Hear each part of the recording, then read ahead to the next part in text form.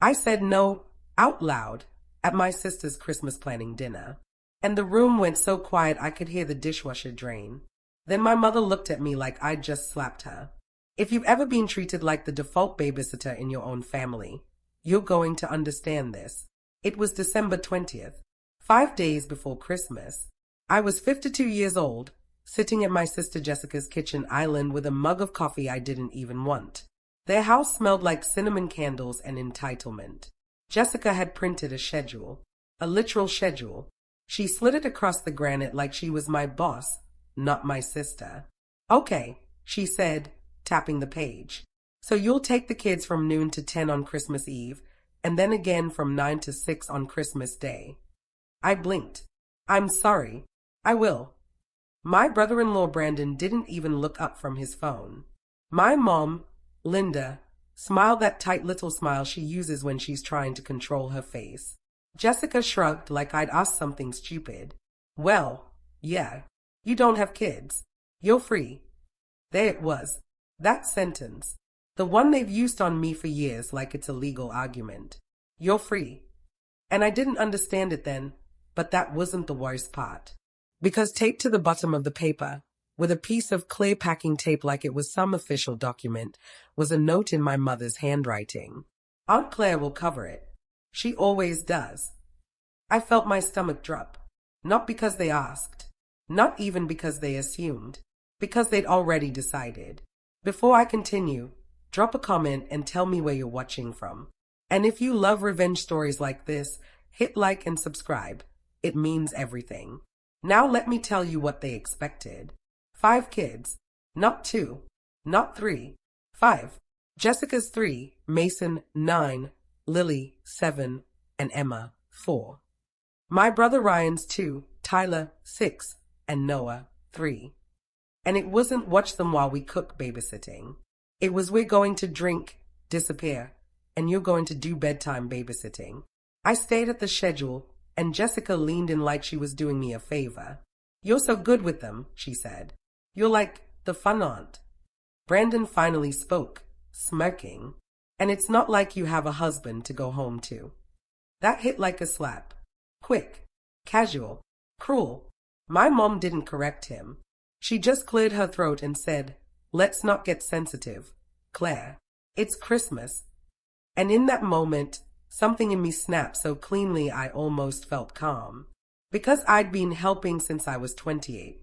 I'd been the babysitter, the emergency backup, the free labor, the last-minute solution. I'd missed dates, missed trips, missed sleep, missed my own peace. And what did I get? Not a thank you, not even respect. Just a schedule and a note that said I always do it. Jessica lifted her eyebrows. So we good, right? I looked at all of them, Jessica, Brandon, my mother, and I heard myself say it. Clear as a bell. No, one word. That's all. But it landed like a grenade. Ryan laughed like I was joking. Oh my God. Stop. I'm not stopping, I said. My voice was steady, but my hands were shaking under the counter. I'm not watching 5 kids for 16 hours over Christmas. Jessica's face tightened. Claire, don't do this. My mom's smile dropped. You're embarrassing us. And then Brandon leaned back in his chair, crossed his arms, and said something that made my blood turn cold. Fine, he said. If you won't do this the easy way, we'll do it the other way. I didn't know what he meant. Not yet. But I was about to find out. And what I found next changed everything. I drove home that night with my jaw clenched so hard my teeth ached. Not because I'd said no. Because of Brandon's little line. If you won't do this the easy way, we'll do it the other way. I kept replaying it at every red light, like maybe I'd hear a hidden punchline the second time. But there wasn't one. Brandon didn't joke. He threatened, then sat there smiling like he'd won something. And the thing is, my family has always had a weird way of treating help like it's mandatory. Like refusing is a betrayal. I didn't understand it then, but they weren't mad about the babysitting. They were mad because I'd finally stepped out of my assigned role. I lived alone in a small townhouse about 20 minutes from Jessica. Quiet place. Clean. Mine. I had a decent job doing payroll for a regional construction company, and I liked it because it was predictable. Numbers made sense. People, not so much. My family, though, they'd built an entire story about me. Claire, the responsible one, the dependable one, the one who doesn't have kids, so she has time. Ryan used to call me Aunt Backup. Jessica called me our lifesaver. My mom called me a blessing. But what they really meant was a resource. And I let it happen for years because I thought that's what love looked like. I thought if I showed up enough, I'd finally earn a seat at the table that wasn't in the kitchen with the sippy cups. And here's the part one never said out loud. I kept hoping they'd see me as more than a convenience. That wasn't the worst part, because I did get glimpses of what they really thought. Like the time Jessica forgot her wallet at a restaurant and looked at me like it was obvious I'd pay. Or when Ryan dropped his kids at my house for an hour and came back 6 hours later, smelling like beer, acting confused that I was upset. Or when Mom would say, "Claire doesn't mind," before I even opened my mouth. I'd laugh it off. I'd swallow it. I'd tell myself it was just holiday stress. But on December 20th, when I said no, I saw something flash across Jessica's face. Not disappointment. Not hurt anger. Like I'd broken a contract I didn't remember signing. The next morning, my phone started buzzing. Jessica first. "You really embarrass Mom." Then, "You need to fix this." Then, "It's one day. Stop being selfish." Ryan followed. "Sis, don't make this weird. We already told the kids you'd do it. Come on. Family helps family." And there it was again, that magic phrase. Family helps family. Except it only ever flowed one direction. I didn't reply right away. I made coffee. I sat at my kitchen table and stared at the steam rising from my mug. My hands were shaking again, but I wasn't confused anymore. I was furious, because the truth was, I wasn't refusing because I hated kids. I was refusing because I was tired of being treated like a free service. I wanted Christmas morning to be quiet. I wanted to wake up, play music, make pancakes, maybe even go see a movie later like normal adults do. And I wanted to do it without someone texting me, "Where are you?" like I'd missed a shift. Around noon, my mom called. I considered letting it go to voicemail, but guilt is a muscle my family built in me, and it flexed automatically. So I answered, "Hi, Mom." She didn't say hi back. "Claire," she said, voice tight, "what is going on with you?" That question sounded like concern, but it wasn't. It was the same tone she used when I was 12 and didn't fold the towels correctly. I leaned against my counter. "I'm not babysitting." A pause. Then Mom let out a long sigh like I was exhausting her on purpose. "You know Jessica and Ryan need you." "I'm not their employee," I said. Mom's voice sharpened. "Don't be dramatic." I laughed once, short and bitter. "I'm not being dramatic. I'm setting a boundary." Another pause. Then she said, quietly, like she was delivering a fact, "Claire, if you do this, you're going to ruin Christmas." And the moment she said it, I felt that old familiar pressure, that old fear, that maybe I really was the problem. But then I remembered Brandon's smirk. And I remembered that note. She always does. And for the first time, I asked myself something that made my skin prickle. What if they already had a plan for me, whether I agreed or not? Because the more I thought about it, the more it felt like they weren't asking. They were positioning, and I was about to find out why. The first real crack came 2 days later, December 22nd, around 9:30 in the morning. I was at work, halfway through reconciling payroll, when my phone buzzed with an email notification. Not a text, not a call, an email. From my sister. Subject line, "Emergency Backup Plan, Christmas." That alone made my stomach tighten. I clicked it, and immediately wished I hadn't. It wasn't just to me. Jessica had sit Ryan, Brandon, my mother, even my Aunt Carol, who lived 3 states away and hadn't spoken to me in years. And attached to the email was a document, a PDF, titled, "Child Care Coverage, December 24th to 25th. I stared at the screen, my pulse thudding in my ears. I didn't understand it then, But this wasn't about persuasion anymore. This was about pressure. The document opened with bullet points, color-coded, highlighted. It listed times, kids' names, feeding notes, bedtime routines, and right at the top, bolded, primary caregiver, Claire. I scrolled, slowly. Each line made my chest feel tighter. There was even a section labeled contingency. It read, "In the event Claire is unavailable, arrangements will be difficult due to holiday scheduling." Translation, don't back out. We already decided you're doing this. My hands were cold. I could feel my coworkers around me, phones ringing, keyboards clicking, but it all felt distant, muffled. I scrolled back up, and that's when I saw the part that made my breath hitch. Under notes, Jessica had written, "Claire has agreed in the past and has no prior commitments." No prior commitments. Like my life was an empty calendar they could just fill in. I felt something sharp twist in my chest. Not sadness, betrayal. Because this wasn't a misunderstanding. This was a paper trail. I didn't reply right away. I couldn't. I locked my phone and stared at my computer screen, but the numbers blurred. What I found next changed everything, but not yet. First came denial.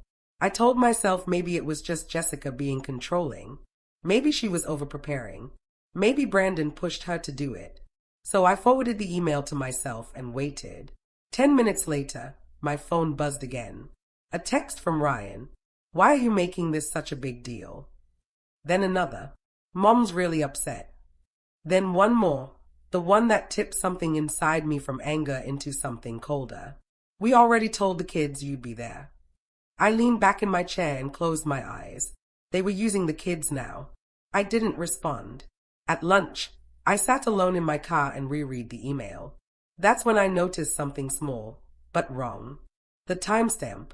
The document had been created on December 15th, 5 days before that dinner, 5 days before I embarrassed anyone, 5 days before I said no.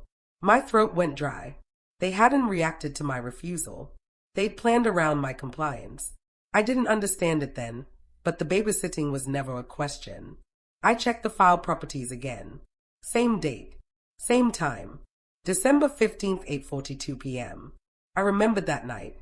That was the night Jessica had called me just to chat. Asked what my Christmas plans were. Laughed when I said I hadn't decided yet. "Oh, good," she said casually. "Then you're flexible."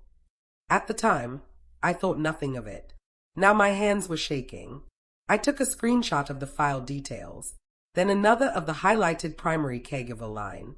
Because suddenly, I wasn't just angry. I was alert. I went back to work, but I wasn't working. I was watching, waiting, and around 4:15 p.m., my mom called again. This time, I didn't answer. She left a voicemail. Her voice was calm. Too calm.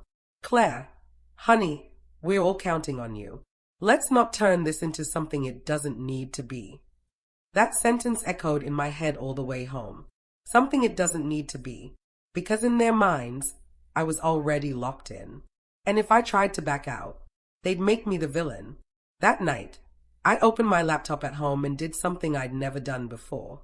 I started going through old messages, old emails, old group chats, looking for patterns, looking for proof, because one thought kept circling in my head, refusing to let go. If they were willing to lie about this, what else had they been doing behind my back? And I knew, deep down, that if I kept digging, I wasn't going to like what I found. I didn't sleep that night. Not really. I lay in bed with my laptop open, the glow of the screen washing the ceiling in pale blue, scrolling through years of messages like I was combing through wreckage. I didn't understand it then, but I was about to see my entire family differently. At first, it was small things. Group texts where plans were already decided before I chimed in. Messages like, "Claire can take them. Just drop them at her place. She won't say no." That last one showed up more than once. Seeing it written, casual, confident, made my chest tighten. Then I went further back. Years, Christmases, Thanksgivings, random weekends. Every single time childcare came up, my name followed it like punctuation. Not asked, Assigned. I whispered out loud, "Oh my God." And that wasn't the worst part. Because buried in a thread from last year, right before Easter, I found something that made my hands go numb. It was a private message between Jessica and my mom. One I was never meant to see, accidentally forwarded to me months ago and buried under newer texts. I must have missed it at the time. Now I opened it. "Jessica, I just don't want her to start getting ideas." Mom replied, "She won't. Claire likes feeling needed." I stayed at those words until they blurred. Likes feeling needed. Not loved. Not appreciated. Needed. Like a tool. I felt my throat close. My heart pounded so hard it felt like it was pushing against my ribs. I didn't understand it then, but this wasn't thoughtless behavior. It was strategy. I kept scrolling. Another message. Different day. Ryan to Jessica, if she complains, remind her she doesn't have kids. Jessica, exactly. That shuts her down. I slammed my laptop shut. The sound echoed through my quiet house. I stood up too fast, dizzy, pacing the living room with my arms wrapped around myself like I could hold everything in. All those times I felt guilty. All those times I apologized. All those times I thought I was overreacting. They'd been scripting me, teaching each other how to handle me. That realization hurt more than anything else. But then came the final blow. The thing that dropped me straight to rock bottom. I reopened the laptop. My hands were shaking, but I needed to know. I searched my email for keywords: Claire, babysit, Christmas, kids. And there it was. An email chain from 3 years ago. Subject: holiday budget planning. It was between Jessica, Ryan, and Brandon. I wasn't included.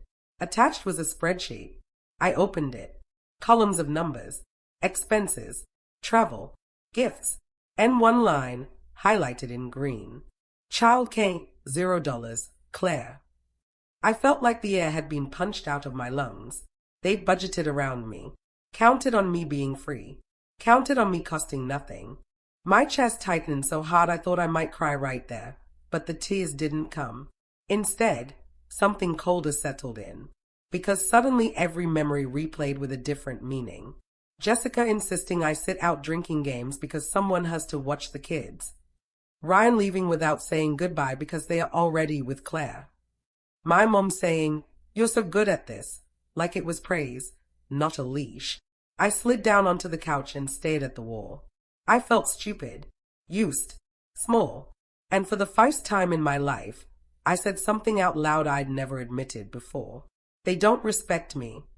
Not a little. Not accidentally. At all. My phone buzzed. A text from Jessica. "So are we good now?" That was it. That was the moment everything inside me cracked. I typed back, hands steady now. "No." She called immediately. I let it ring. Then my mom called. I ignored it. Ryan texted, "You're really going to do this?"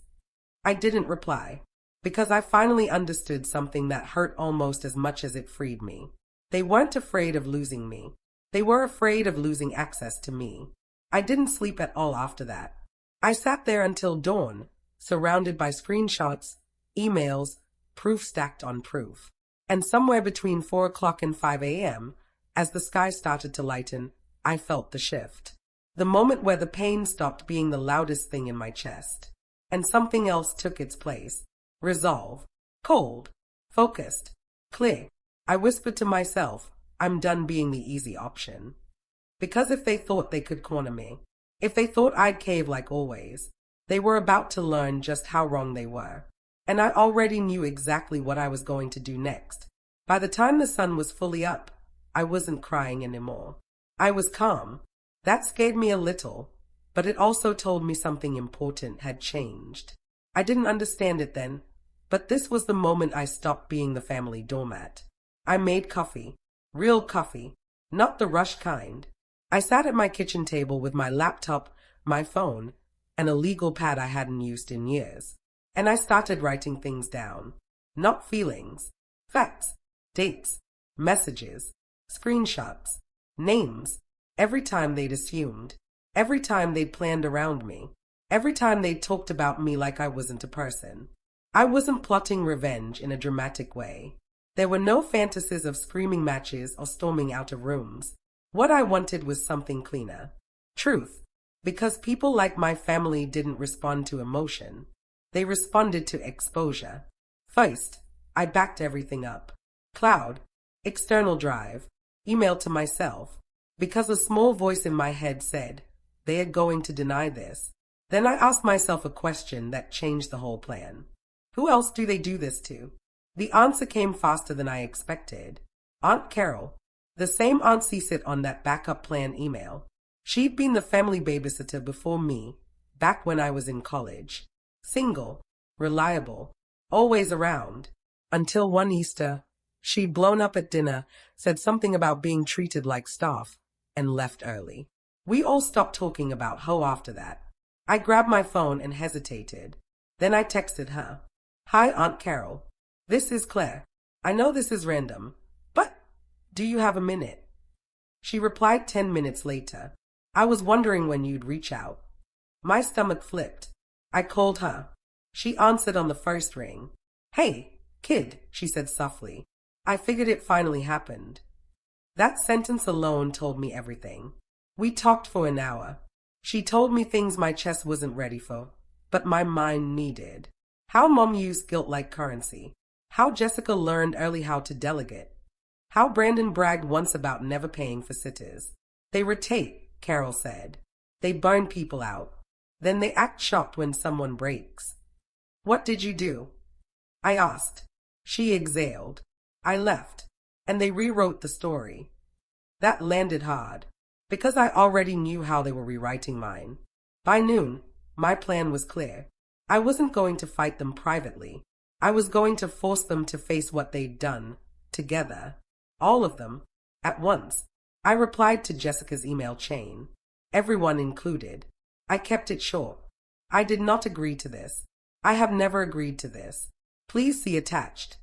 Then I attached screenshots, the document creation date, the primary caregiver label, the budget spreadsheet, the messages where they said I won't say no. I hit send. My heart raced, but my hands didn't shake. Because I wasn't attacking. I was presenting facts. Then I turned my phone off. That part was intentional, because I wanted them to sit with it. I wanted them to feel that moment of oh no. Christmas Eve was 2 days away. They'd backed themselves into a corner. And for the first time, it wasn't me. Around 4 p.m., I turned my phone back on. 43 missed calls. Text stacked like a wall. Mom, this is inappropriate. Jessica, why would you do this? Ryan, delete that email right now. Brandon, you've gone too far. I smiled, because too far was the phrase people use when the truth finally catches them. I replied once. To everyone. I will not be watching the kids. I will not discuss this further. Then I blocked them. All of them. Just for Christmas. I didn't know exactly how the fallout would look yet. But I knew one thing with absolute clarity. They were going to have to solve the problem they created. Without me. And whatever happened next would be on them. Christmas Eve came anyway. Of course it did. The sun rose. The world kept moving. And for the first time in decades, I was embracing myself for chaos that wasn't mine. I woke up at 8:12 a.m. No alarm. No texts. No kids screaming in the background. Silence. I made coffee and stood by my window, watching snow dust the street like nothing in my family was actively imploding. But I knew it was, because at 8:27 a.m., my phone, my work phone, the one I hadn't blocked them on, started lighting up unknown number. Voicemail after voicemail. I didn't listen yet. I didn't need to. I already knew the plan had failed. And here's the twist they never saw coming. I wasn't the one who exposed them publicly. They did it themselves. At 9:03 a.m., Aunt Carol called. I answered. You might want to check Facebook, she said calmly. My stomach dropped. I opened the app. And there it was. Jessica. Live. Her face tight. Eyes red. Kids running behind her like a disaster reel. The caption read, When family abandons you on Christmas, broken heart. She was crying. Loud. Messy. I just don't understand how someone can be so selfish, she said to the camera. We had plans. We had no backup. The kids are devastated. Behind her, I spotted it immediately. A diaper bag. An overnight bag. 5 coats piled on the couch. They'd already packed. They'd shown up somewhere, probably my house, and realized I wasn't there. That wasn't the worst part, because the comments were already rolling in. At first, sympathy. Oh no, crying face, family should be there for each other. So sad for the kids. Then someone asked the question Jessica didn't expect. Why didn't you hire a sitter? Jessica froze for half a second. Just long enough. Then she laughed nervously. Well, you know how expensive that is over the holidays. Another comment popped up. Didn't you know in advance? She snapped a little. We had an arrangement. And that was my opening. Because 10 minutes later, Aunt Carol commented, publicly, you mean the arrangement where you plan childcare without consent? Jessica's eyes flicked down. Her smile vanished. Carol didn't stop there. She posted screenshots. All of them. The budget line. The email timestamps. The she won't say no message. The comments exploded. People weren't confused anymore. They were angry. For Claire. At Jessica. At Brandon. And then Brandon did exactly what men like him always do. He jumped in. This is private family business. Someone replied instantly. Then why did you make it public? Another said, you don't get free labor because someone's single. I watched the live end abruptly. Jessica logged off. But it was too late. The screenshots were everywhere. Shared. Reposted. Screenshot again. Family friends. Church acquaintances. Old co-workers. The narrative flipped in under an hour. At 11:14 a.m., my doorbell rang. I didn't answer. I looked through the peephole. My mom. Pale. Furious. Shaking. She knocked again. Harder. Claire, she hissed. Open the door. I didn't. She texted. We need to talk now. I replied once. No. That word again. One word. Same as before. It hit harder this time. At noon, Ryan tried calling. Voicemail. Please, he said. Just come over. We'll talk. Translation. Fix this. I didn't respond. Because at 12:30 p.m., something beautiful happened. Jessica posted again. A written apology. Comments turned off. It read like a hostage letter. We made assumptions. We didn't communicate properly. We're handling childcare privately. Privately. As in, they were paying someone now. Because at 1 p.m., Aunt Carol texted me a photo. 5 kids. A teenage sitter. Jessica handing over cash. Caption. Looks like they figured it out. I laughed. Out loud. A deep, full laugh I hadn't felt in years. Because the truth was out. Because the kids were safe. Because the problem was solved. Without me sacrificing myself. That evening, I poured a glass of wine and turned my phone face down. I cooked dinner. Played music. Watched snowfall. At 6:42 p.m., one last message came through. From Brandon. You didn't have to destroy us. I stayed at it for a long moment. Then deleted it. Because here's the thing they'll never understand. I didn't destroy anything. I just stepped out of the way and let people see who they really were. And that was the most satisfying Christmas gift I've ever given myself. The silence after Christmas was loud. Not the peaceful kind. The kind that buzzes in your ears because something old has finally died. For 3 days, no one in my immediate family contacted me. No calls. No texts. No passive-aggressive memes. And I didn't understand it then, but that silence was the consequence settling in. On December 28th, my mom broke first.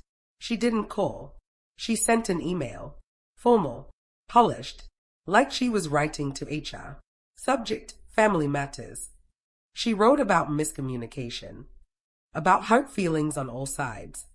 About how airing things publicly had been unnecessary. Not once did she say sorry.